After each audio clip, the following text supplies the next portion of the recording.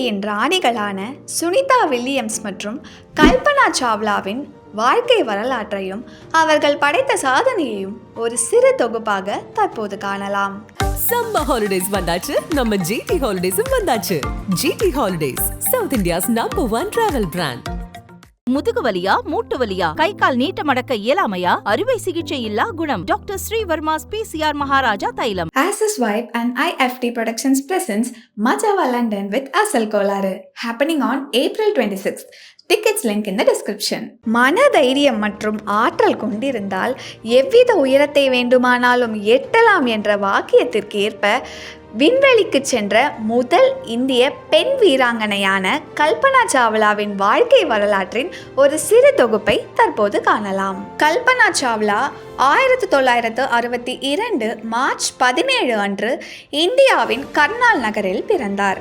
இவரது தந்தை பனார்சி லால் சாவ்லா, தாயார் சஞ்சோக்தா கர்பந்தா.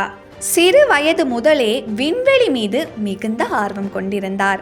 அவரது வயதில் இருக்கும் குழந்தைகள் புத்தகத்தில் பொம்மை கார்ட்டூன்கள் வரைந்து கொண்டிருக்கும் தருணத்தில் அதற்கு மாறாக விமானத்தை வரைந்து கனவு காண தொடங்கிவிட்டார்.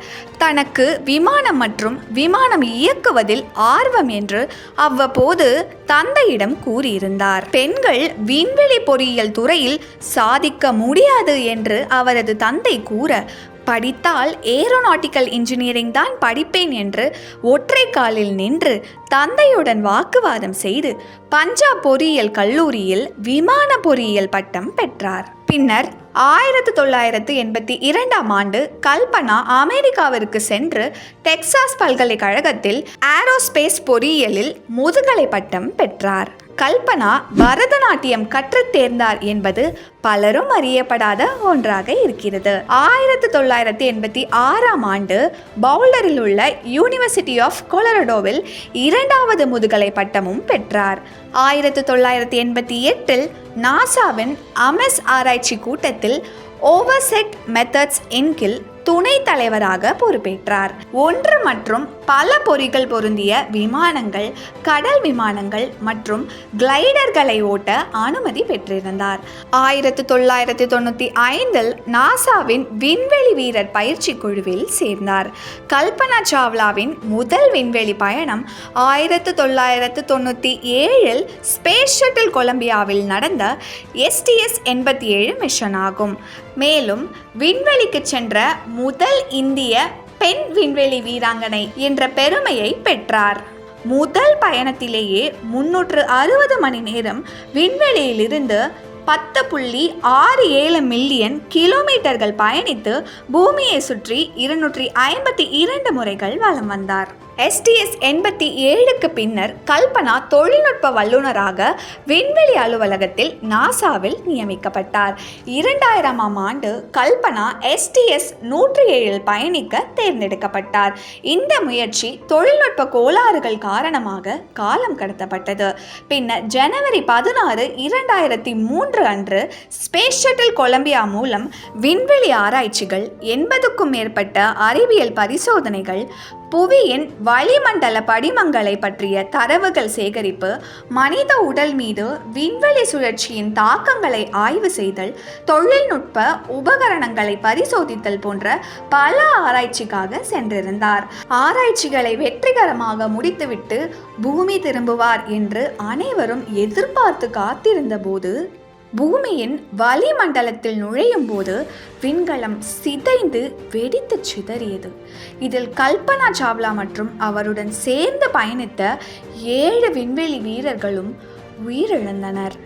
கல்பனா சாவ்லாவின் பாரம்பரிய சாதனைகள் அவர் மறைந்தாலும் வாழ்ந்து கொண்டேதான் இருக்கின்றன. விண்வெளி அறிவியல் மற்றும் விமான தொழில்நுட்பத்தில் அவரது பங்களிப்பு இன்றளவும் நம் நினைவில் இருந்து கொண்டேதான் இருக்கிறது. அவரது நினைவாக நாசா கல்பனா சாவ்லா விருது என்ற விருதை உருவாக்கியது. சுனிதா வில்லியம்ஸ் செப்டம்பர் 19, 1965 அமெரிக்காவில் உள்ள யூக்ளிட் நகரில் பிறந்தார். இவரது தந்தை தீபக் பாண்டியா, தாயார் உர்ஸ்லின் போனி. தந்தை தீபக் பாண்டியா குஜராத் மாநிலத்தைச் சேர்ந்தவர். என்னதான் சுனிதா வில்லியம்ஸ் அமெரிக்காவில் பிறந்து வளர்ந்திருந்தாலும் இந்திய கலாச்சாரத்தின் மீதும் உணவு பழக்கங்கள் மீதும் மிகுந்த ஆர்வம் கொண்டவராம். விண்வெளி பயணத்தின் போது பகவத்கீதையையும் சமோசாவையும் எடுத்துச் சென்றது குறிப்பிடத்தக்கது. சிறு வயதிலேயே கால்நடை மருத்துவர் ஆக வேண்டும் என்பதே இலக்காக இருந்திருந்தாலும் விதி அவரை விண்வெளி வீராங்கனை ஆக்கியது. எனினும் அவரது பயணம் கடற்படையில்தான் தொடங்கியது. 1987 ஆண்டில் அமெரிக்க கடற்படை அகாடமியில் இயற்பியல் அறிவியல் பட்டம் பெற்றார். 1995 புளோரிடா இன்ஸ்டிடியூட் ஆஃப் டெக்னாலஜியில் பொறியியல் மேலாண்மை துறையில் முதுநிலை பட்டம் பெற்றார். கடற்படை பணியின் போது 30 வகையான ஏர்கிராஃப்ட்களை இயக்கியது மட்டுமல்லாமல் 3000 மணி நேரத்திற்கும் மேலாக வானில் பறந்த அனுபவமும் புகழும் சுனிதாவையே சேரும். 1998 ஆண்டில் நாசா அவரை விண்வெளி வீராங்கனையாக தேர்வு செய்தது. தீவிர பயிற்சியை தொடர்ந்து அவர் விண்வெளிக்கு செல்ல வேண்டும் என்ற நீண்ட கால கனவு டிசம்பர் 9, 2006 ஆண்டு சாத்தியமானது. எக்ஸ்பெடிஷன் 14 குழுவுடன் தனது முதல் விண்வெளி பயணத்தை மேற்கொண்டார். 7 மாதங்களுக்கு மேல் விண்வெளியில் ஃப்ளைட் இன்ஜினியராக பணிபுரிந்துவிட்டு 2007 ஆண்டு ஜூன் 2 பூமி திரும்பினார். இதைத் தொடர்ந்து இரண்டாவது பயணமாக ரஷ்யாவின் சோயஸ் TMA-05M விண்கலம் மூலம் கசகர்தானில் இருந்து ஜூலை 13, 2012 புறப்பட்டார். பின்னர் நவம்பர் மாதம் பூமி திரும்பினார். எனினும் அவரது 3வது விண்வெளி பயணமே மிகுந்த சவால்களையும் சாதனைகளையும் புரியக்கூடிய ஒரு கடினமான தளமாக இருக்கும் என்று கனவில் கூட கண்டிருக்க மாட்டார் சுனிதா வில்லியம்ஸ். சக விண்வெளி வீரர் புட்ச் வில்மோருடன் இணைந்து கடந்த ஆண்டு ஜூன் 5 போயிங் நிறுவனத்தின் ஸ்டார்லைனர் விண்கலத்தில் சர்வதேச விண்வெளி நிலையத்திற்கு புறப்பட்டார். 8 நாட்கள் மட்டுமே நீடிக்கவிருந்த இந்த பயணம் சில தொழில்நுட்ப கோளாறுகள் காரணமாக 9 மாதங்களுக்கு நீடித்தது. இதன் பின்னர் கோளாறுகள் சரி செய்யப்பட்டு சுனிதா மற்றும் வில்மோர் இல்லாமல் ஸ்டார்லைனர் மட்டும் பூமி திரும்பியது. இருவரும் பத்திரமாக பூமி திரும்புவார்களா என்ற ஒரு பதட்டம் ஒரு பக்கம் இருந்தாலும் விண்வெளியில் 9 மாதங்கள் பல சிரமங்களையும் சவால்களையும் சுனிதா எவ்வாறு எதிர்கொள்ளப் போகிறார் என்ற ஒரு அச்சம் பலரிடமும் எழுந்தது. விண்வெளியில் ஈர்ப்பு விசையின்மையால் உடலின் சமநிலை மற்றும் இயக்கம் பாதிக்கப்படும். இதை சமாளிக்க தொடக்க நாட்களில் பல சிரமங்களை எதிர்கொண்டார் சுனிதா வில்லியம்ஸ். நீண்ட நாட்கள் விண்வெளியில் இருப்பதால் தசைகள் பலவீனமாகி எலும்புகள் தேய்ந்து போகும். இதை சமாளிக்க அவர் தினமும் கடுமையான உடற்பயிற்சி செய்துள்ளார். விண்வெளி நிலையத்திற்கு வெளியே சென்று ஸ்பேஸ் வாக் செய்து உலகிலேயே அதிக நேரம் ஸ்பேஸ் வாக்கிங் செய்த பெண்மணி என்கின்ற சாதனையும் படைத்துள்ளார். 62 மணி நேரம் 6 நிமிடம் ஸ்பேஸ் வாக் செய்துள்ளார். தன்னம்பிக்கை உள்ள ஒரு பெண் எல்லா சோதனைகளையும் கடந்து சாதனைகளையும் எளிதாக வெல்ல முடியும் என்று பல பெண்களுக்கு எடுத்துக்காட்டாக திகழ்ந்துள்ளார் சுனிதா வில்லியம்ஸ். இருவரையும் பத்திரமாக மீட்டுவிட வேண்டும் என்ற நாசாவின் முயற்சி மார்ச் 18 சாத்தியமானது.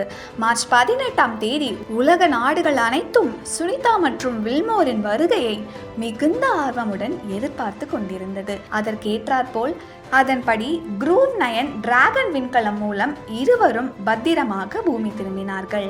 சுனிதா தரையிறங்கியவுடன் அவருடைய சுட்டித்தனமான சில செயல்கள் பார்ப்போரை நெகிழ வைத்தது என்றே கூறலாம்.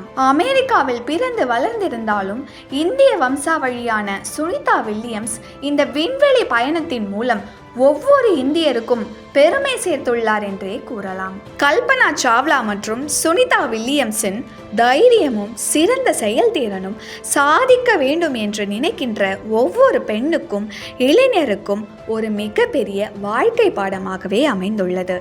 எந்த கனவும் மிகப்பெரியது அல்ல, அந்த கனவுகளை எட்ட வேண்டியதே முக்கியம் என்ற மந்திரத்திற்கேற்ப விண்வெளியின் ராணிகளான கல்பனா சாவ்லா மற்றும் சுனிதா வில்லியம்ஸை போல தடைகளை உடைத்தெறிந்து சாதிக்க வேண்டும் என்று நினைக்கும் ஒவ்வொரு பெண்ணிற்கும் இவர்களது வாழ்க்கை பாடம் ஒரு எடுத்துக்காட்டு. சம்மர் ஹாலிடேஸ் வந்தாச்சு, நம்ம ஜிடி ஹாலிடேஸும் வந்தாச்சு. GT holidays, South India's number 1 travel brand. முதுகு வலியா மூட்டு வலியா கை கால் நீட்ட மடக்க இயலாமையா அறுவை சிகிச்சை இல்லா குணம் டாக்டர் ஸ்ரீவர்மாஸ் பிசிஆர் மகாராஜா தைலம். Access Vibe and IFT Productions presents Majava London with Asal Kolare, happening on April 26th. Tickets link in the description.